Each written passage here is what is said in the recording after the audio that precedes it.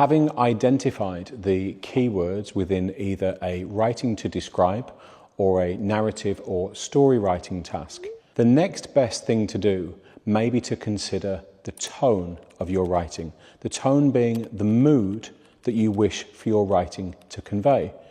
Do you want your writing to convey something that's really happy and childlike and colourful and positive?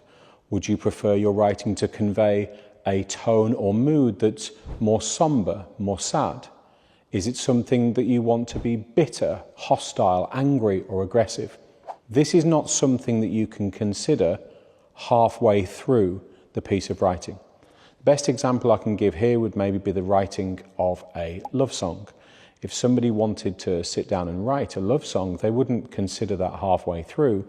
It would be the emotion, it would be the tone and the mood that they wanted to create before writing any of the lyrics and writing any of the music. They would choose the tone and the mood first, and everything would follow.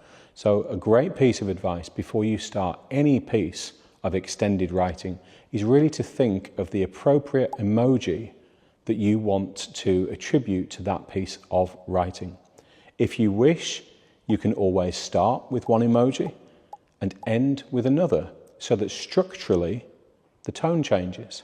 It may start with something that's really friendly and positive and happy. At the end, unfortunately, structurally, it may end on something that's more sad, that's quite depressive, quite somber.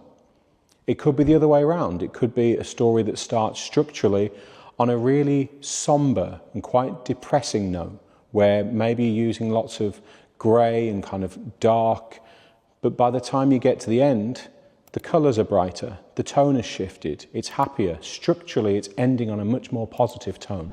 Always consider the tone or mood of your writing. And if you wish for the tone or mood to shift throughout the writing, especially at the end, then that will be something that the reader finds really engaging.